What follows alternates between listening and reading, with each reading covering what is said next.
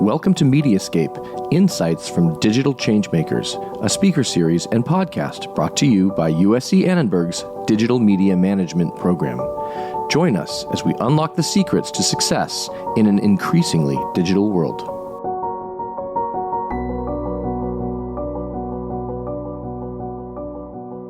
I am so thrilled for this episode of Mediascape with one of your hosts, Annika Jackson, to have a USC alum here who has had an illustrious career going through traditional media to digital to technology and all things in between. So Derek Riesfeld, thank you so much for being here with me today.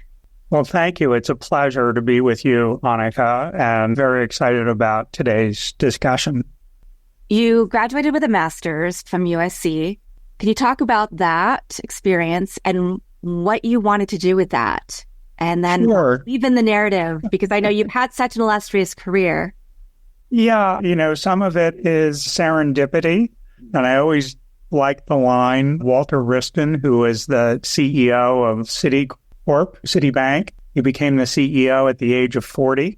And somebody asked him, so how did you become the CEO of Citi at the age of 40? And his response was, I was on the right street corner when the right bus came along and I had exact change in my pocket.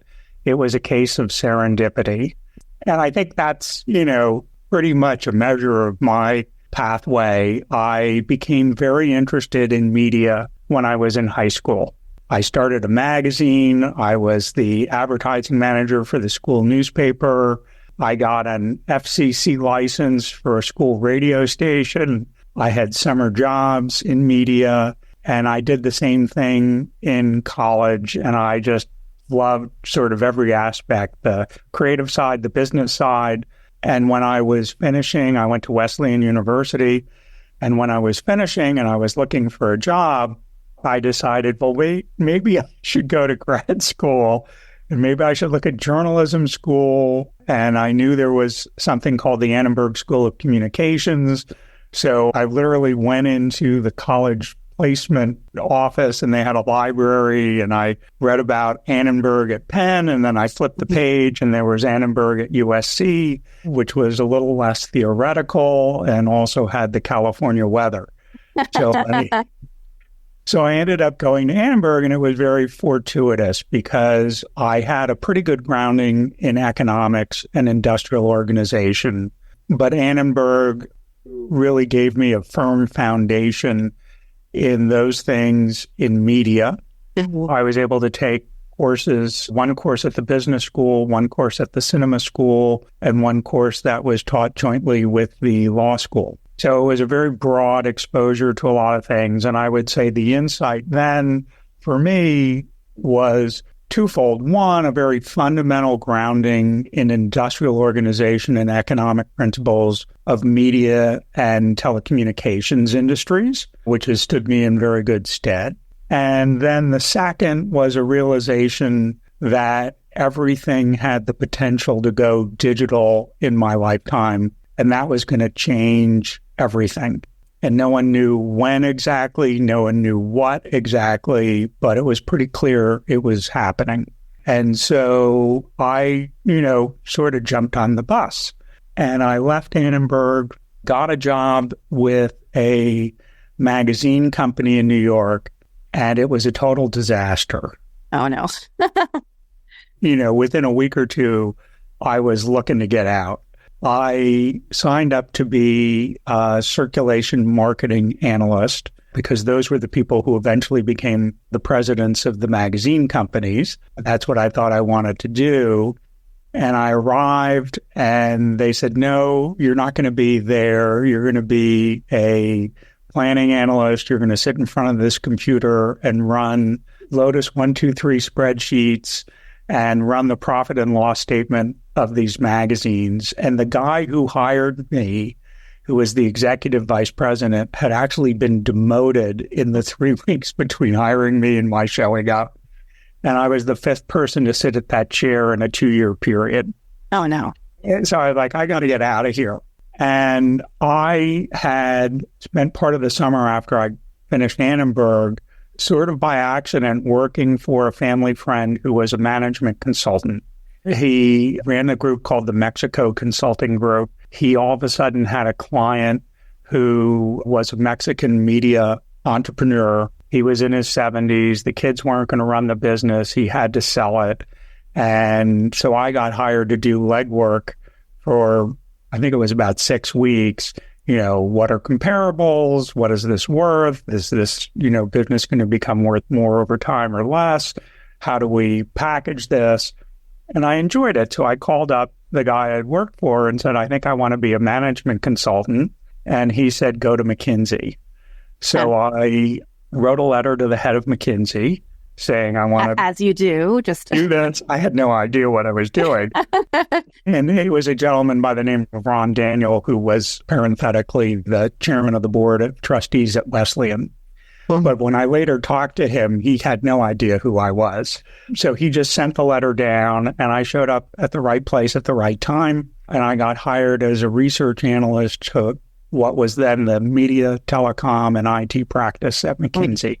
I was the only research analyst at McKinsey. And so I started working with the head of the media practice. I did nothing related to media for 6 months.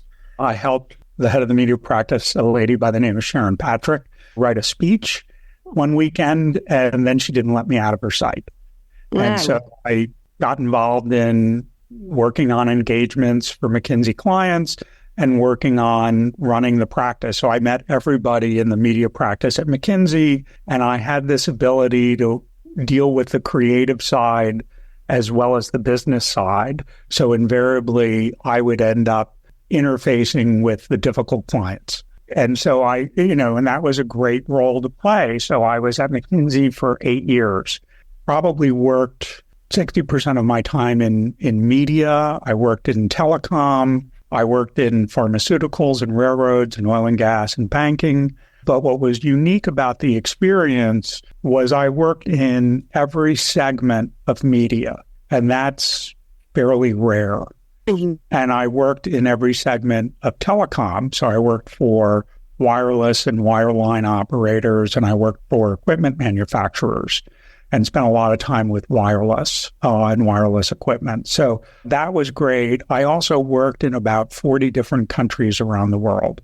So it was really a fantastic experience. And I saw the beginnings of the internet happening. I was actually working in the Scandinavian office for 3 years and decided I needed to get back to the U.S. I came back. I had done a lot of turnarounds and ended up working on a turnaround, which was Westinghouse. And the CEO, I became the Guy Friday for the CEO. And in that process, Larry Tisch put CBS up for sale. And Westinghouse had a local TV and radio station partnership with CBS. And we became convinced that we had to buy CBS. So we bought CBS, which turned out to be one of the great all-time purchases. And I came on board to help run the turnaround of CBS. So I worked with all the division presidents on their turnaround plans and their strategies. And I essentially got involved in anything that wasn't the normal course of business. So acquisitions, divestitures, new business initiatives, pricing changes, things like that. So that was really a great experience. And in that process, I got involved in the internet. First day I joined the company, Mike Jordan, the CEO, gave me a list of 26 items I was supposed to work on. And number 26 was new media. You have experience there. Why don't you take that on? We need a strategy. So I decided, and to give you an idea of the state of play, I'll give you 2 comments. One was I started asking questions, typical consulting type questions, what are we doing? Who has a website? How much are we spending? How much are we making? And I got a call from a gentleman named Harry Fuller, who was the GM of APIX in San Francisco. And he said, great, someone at corporate who understands that the internet exists. I will do anything to help you. You just can't tell anyone I have an internet site. Because he had been told by the president of the stations group to kill it. Really? Well, it didn't help ratings and it didn't make money. So I decided I was working with, as I said, all the divisions. I was working with sports. And, joke was it was CBS Sport because we had golf. And the Daytona 500, we had lost the NFL. And that was a big part of what we did was to get the NFL back. But I became convinced that the internet was going to be a major event in sports. And so I wanted to create a sports internet business. I decided, as I put it, that CBS was genetically incapable of doing a startup. So I decided we should partner. And I identified a potential partner company called Sportsline, which was venture-backed. They had investors like Kleiner Perkins, Intel, US West, Reuters. And I decided we were doing a venture and created a partnership with Sportsline. And so we launched that and we were able to take Sportsline public and fund it that way. And I had this belief that, there would be periods of overvaluation and undervaluation as the internet developed, and that CBS would either, be able to buy it out at a point when it was a proven business and it made sense financially, or someone would come along and we could sell it at a premium. And that was successful. And it became, it was public for several years, and then it was bought out by CBS, and then it became the genesis of CBS's sports business. So after that, I became the president of a new division, which was called CBS New Media, now CBS Interactive.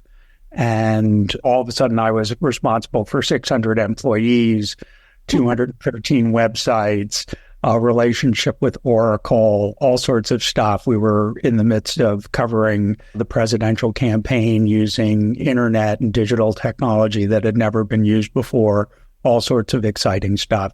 I created another joint venture, which was MarketWatch. And once again, I saw an opportunity that financial news and information, it made a lot of sense for that to go onto the internet so people could get exactly the information they were looking for, not having to wait for the ticker to scroll through everything.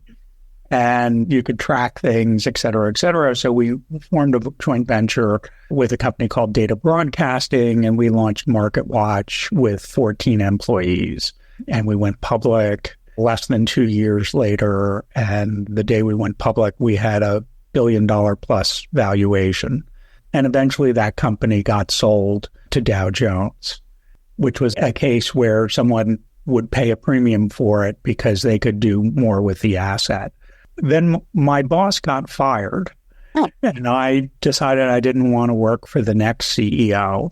But a couple of weeks later, he called me up, and I ended up becoming an entrepreneur. We formed a technology consulting firm and bought 8 digital consulting firms and took it public. The largest group was the digital services group of Young and Rubicam, a large ad agency. Then I started iHatch Ventures with 2 partners, which is an early stage VC fund in New York. Then nuclear winter set in, and I ended up doing a lot of consulting, worked with the management of EMI on their digital efforts and turning around the company with Martha Stewart, because Sharon Patrick, the former head of the media practice, became Martha Stewart's business partner, and I had done work with them. And we were working on improving a bunch of the businesses. And then I got involved in a startup, 3 PhDs in artificial intelligence, who knew a friend of mine, Ramon Monteros, who runs the artificial intelligence lab at the University in Barcelona. And he recommended that they talk to me, and they were trying to figure out how to commercialize their technology. And so we formed a company that became Strands, and it was a recommendation engine company initially focused on music. We sold a bunch of the music IP to Apple and retained the rest of the company, which ended up being a fraud detection company for banks and credit card companies. So that technology now serves about 1,000 banks around the world. And then I got introduced to an entrepreneur who was starting the first HTML5 social mobile gaming company called Mobiling. So I helped with that, raising money, and that was an interesting experience. And then I was working with the management at the fifth largest B2B media company in the United States called Cygnus, who were friends of mine, and we had been involved in another startup together, and they were brought in as the management, and I helped them turn it around. And part of that was to focus on the digital business, which was about a third of the industry average. And that led to the formation of BBN Networks, which was a B2B ad network, and then marketing services, lead gen, and consulting business. And we partnered with WPP Group and had an extraordinary relationship with them and took that globally. So we ended up serving, essentially our clients were the probably 90% of the B2B media industry worldwide. And unfortunately, the digital ad business became a very difficult business, and we were not really a technology platform, and programmatic trading came in, and we ended up selling the company, which was a great exit. And then I got involved in a structured search company called Strands, and then ended up I was on the board of a company called Ondas Holdings, which is a autonomous drone company, flying drones for visual inspection, police and homeland security type applications, and wireless networking for industrial infrastructure. Our largest clients are the U.S. railroads, the industry, which is rebuilding their track control network. So I was on the board of that company for many years, and then they needed a CFO. And I'd been a CFO of private companies, largely because somebody had to be the CFO. And so I stepped into the role. It was a publicly traded company. We had a number of material accounting weaknesses. So I cleaned that up, transitioned to a fully operational accounting and finance platform for the company. And we did 4 acquisitions, one which will be probably one of the all-time great acquisitions, a company called Aerobotics, which is an Israeli drone company, and almost $70 million in financings.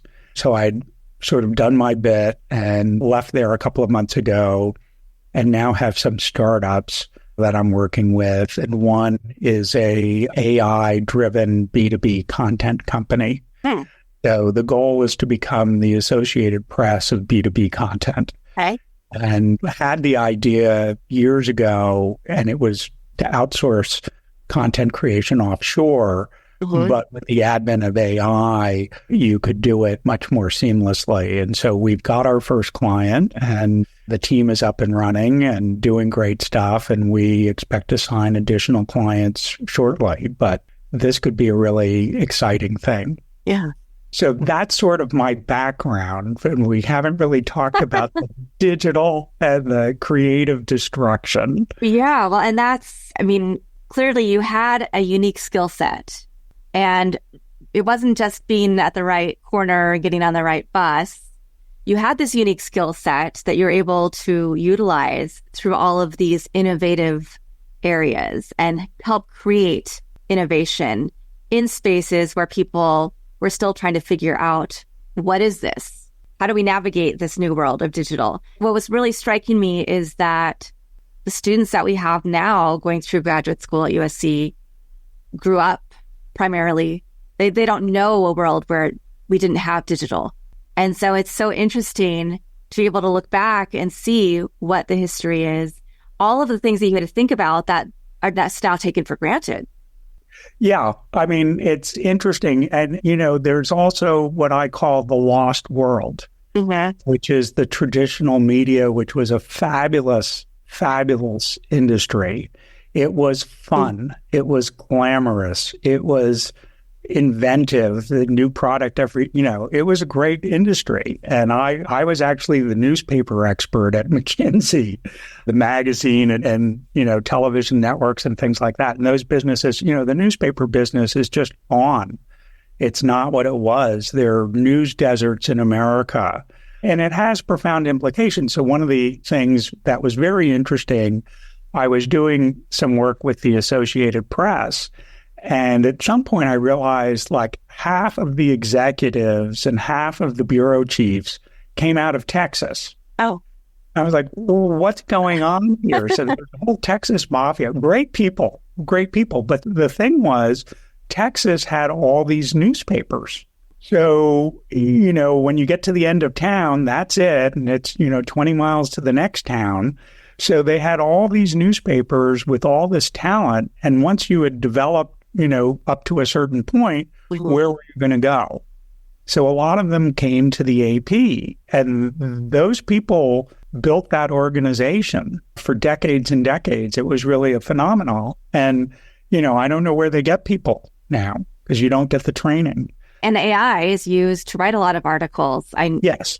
So, and the budgets have been cut and cut and cut. And AI is a useful tool, but you have to be very careful with it. I mean, what we're finding is that there are these things called hallucinations, right? And so you'll be reading, something and there'll be a quote and, you're like, oh, wait a minute, I don't recognize that. So it will have gone out and found somebody who, said something 3 years ago and they decided, machine decided, oh, that's a good quote, we'll use it. It's like, no.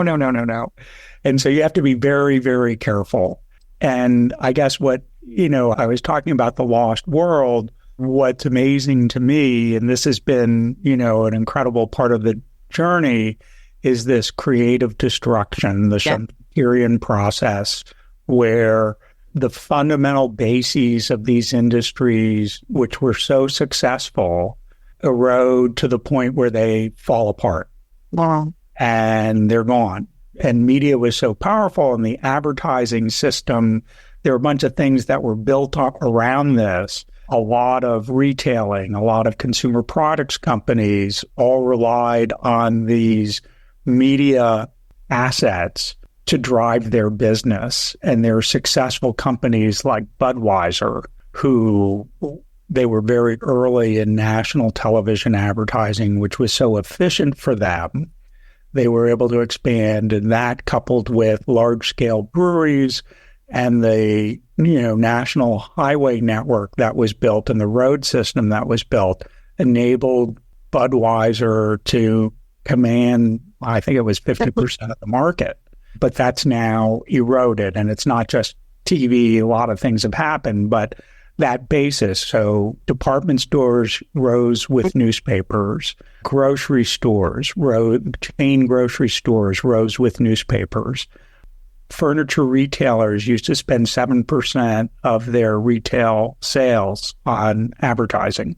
That's gone.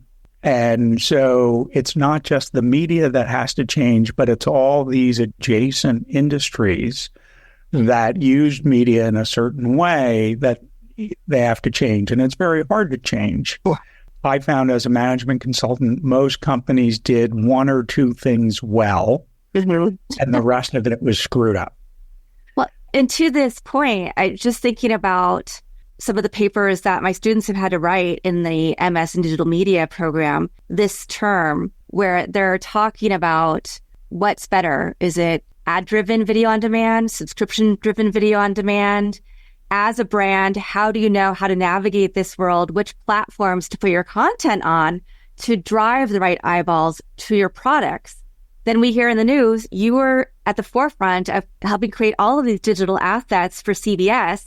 But then we also hear about the, implosion of some of the different new streaming platforms and that are coming out of networks, and how they've invested all this money, but they just can't compete. So we're in the Wild West again. Right. It's very fascinating because broadcast television had a huge advantage in that there was limited spectrum and therefore limited number of licenses in any area. And then, the networks, because there were limits, you could only have so many networks. So here we have a world where there are no limits physically. Right. So that part of the equation is sort of taken off the table, and it creates a new competitive dynamic. You also have a world where if I'm in broadcast television, I didn't make money off of my viewers from their pocketbooks. I made my money off the advertisers. And then I'm trying to remember the rule, but, at some point in the 90s, and I remember telling a client, I think there's going to be retransmission consent because it makes sense. Why should the cable companies get it for free? So you're going to have to deal with this. And of course, there was retransmission consent. So all of a sudden, the networks and the local stations got a shot in the arm because they were able to get more revenue, essentially from their subscribers, but there was an intermediary. And now, I'm trying to get people to sign up and pay their $9 a month. And the program people in broadcast never dealt with the customers. The cable guys did, but the cable networks didn't do it. So now all of a sudden you're dealing with customers and they'll respond to offers, they move and they, cancel, or they decided, I've got 6 and I can really only deal with 3 of them. So it's a chaotic winnowing process. And now I think you're starting to see much more aggressive moves into advertising on the part of the people, even with subscriptions, where they realize, look, this is going to be part of the revenue stream.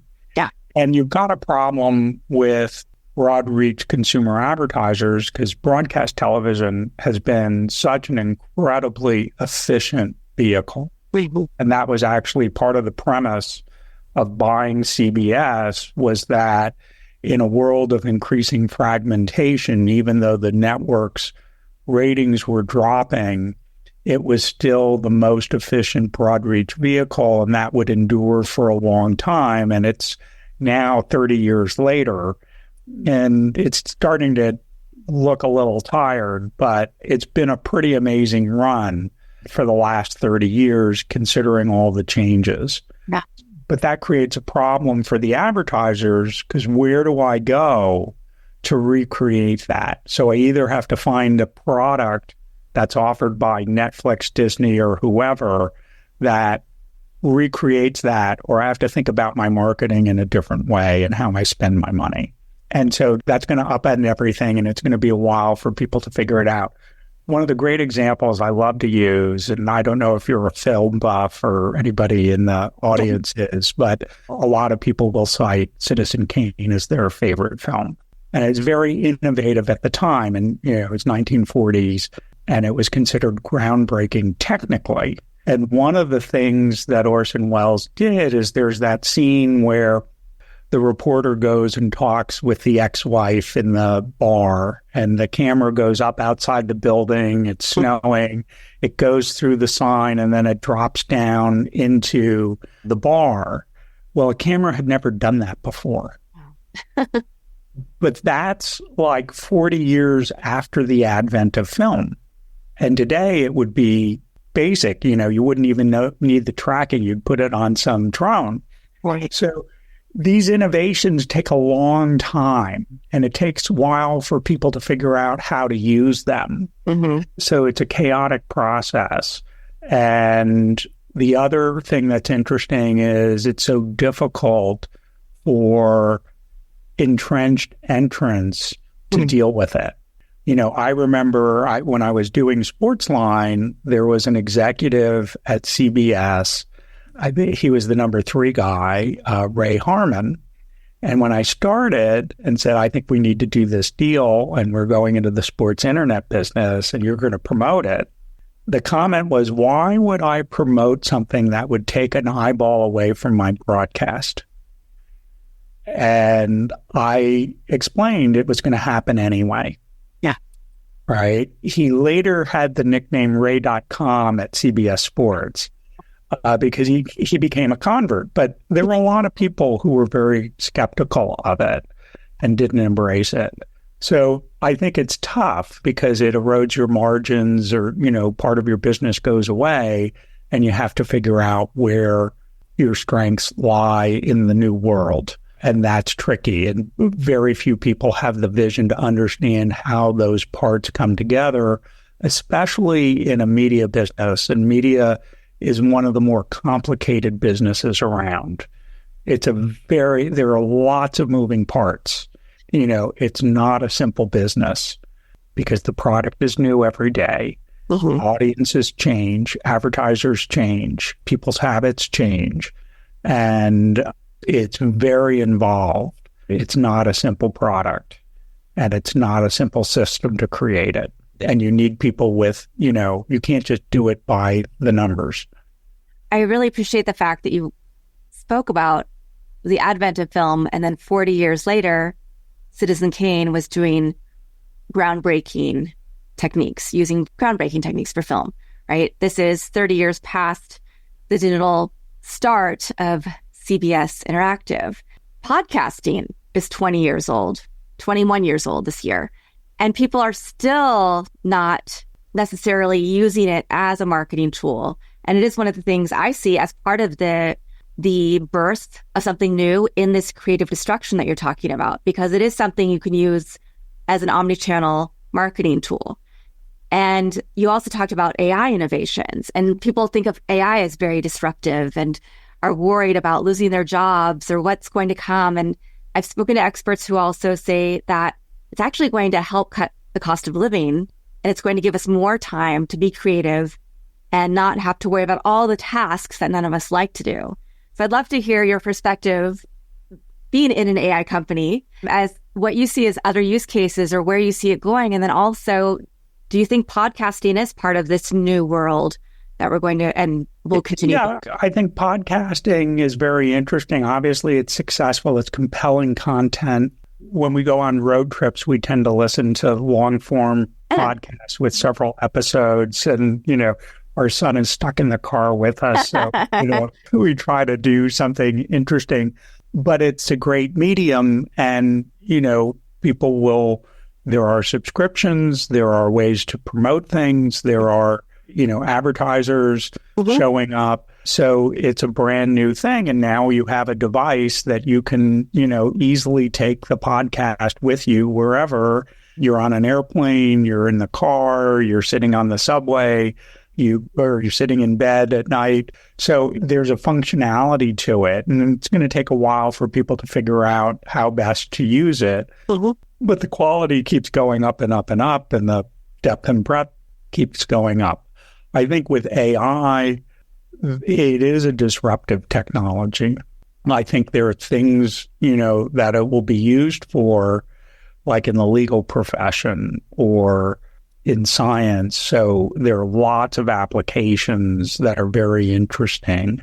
And I think where it can, there's positive and negative, right? So like when you think about legal, well, how are people going to get trained? Right.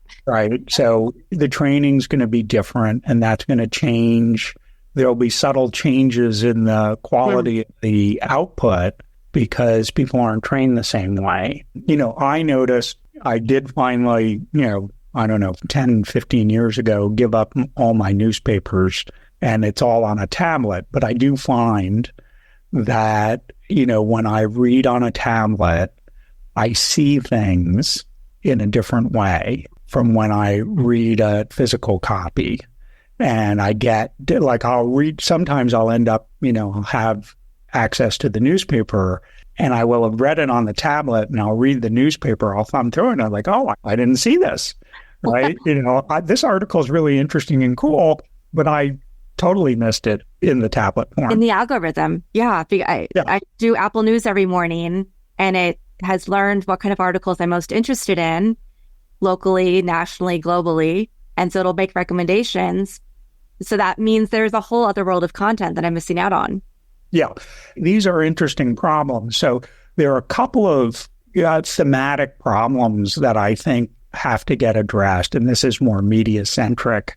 But one of them is the recommendations, right? So I used to run around CBS saying the largest advertiser on CBS is CBS. Yeah.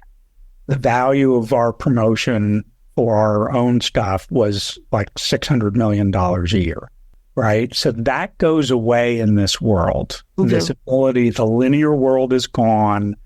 The ability to schedule a network and have audience flow and have promotion. I turned around a television network with one show that lost money, but it had like a 50 rating, so you could promote the rest of the schedule, right? You can't do that now. No. So that's one problem, is the promotion and recommendation problem. And if you're sitting on any one of the streaming platforms trying to find a show, it's very frustrating. They still haven't solved that problem. And then the second problem is the advertising problem, right? You need those products that create new opportunities or recreate something that's now diminished. And how do I, do that, price it, get people to embrace it? That's a long process.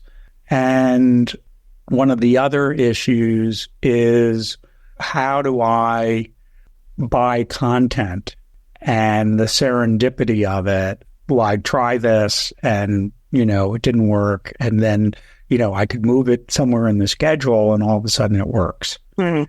Right? So all those aspects of traditional media. And then the other one, which is a societal issue, is the amount of content created, mm-hmm. especially, in sort of local news and things like that, and the frame of reference that society has, right? So there are hundreds of counties in the United States who no longer have a journalist working in them, right? They're called news deserts. That's not good for society.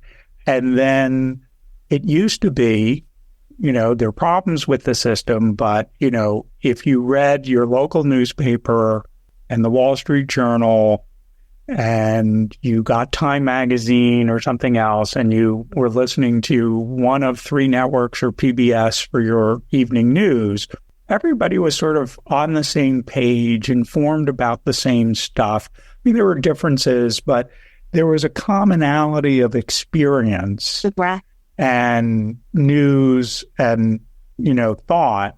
And as I said, there are good and bad things about it, but it led, I believe, to a more cohesive society. And now that you have this panoply of different outlets, and a lot of them don't have the rigor, in terms of the journalistic enterprise that used to exist, or you have people who are gaming the system. So they're putting up stuff that's, blatantly biased, blatantly false, but they're pumping it out, and people are looking at it and they're not differentiating.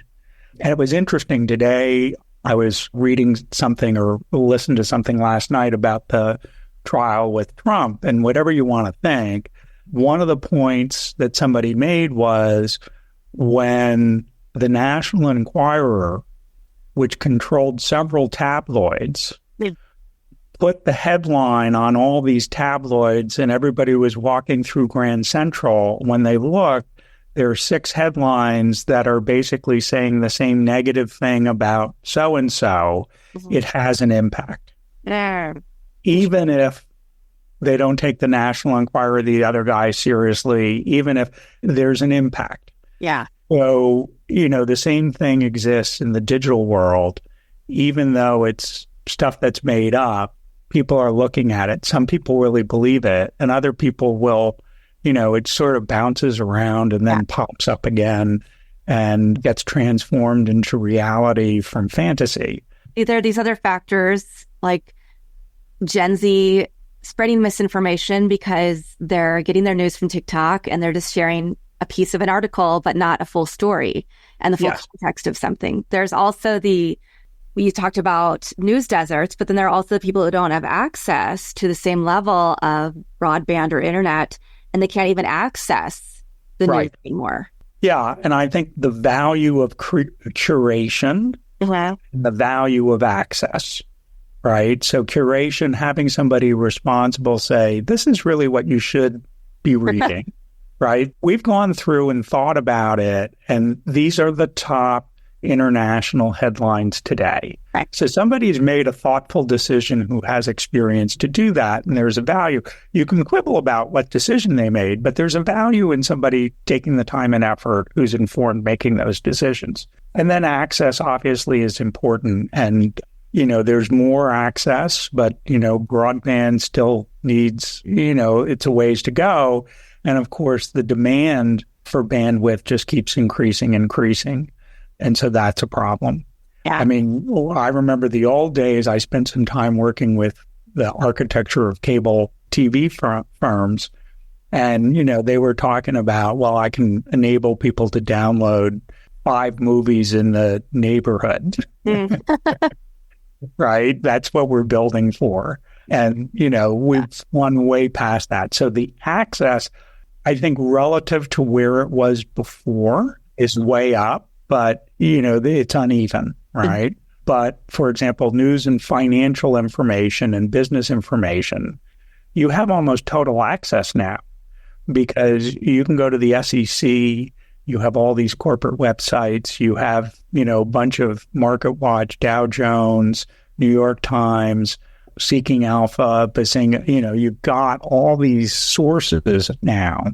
And, you can get a stock quote for the stock you're interested in basically as it's trading. And you can see during the day what's happening.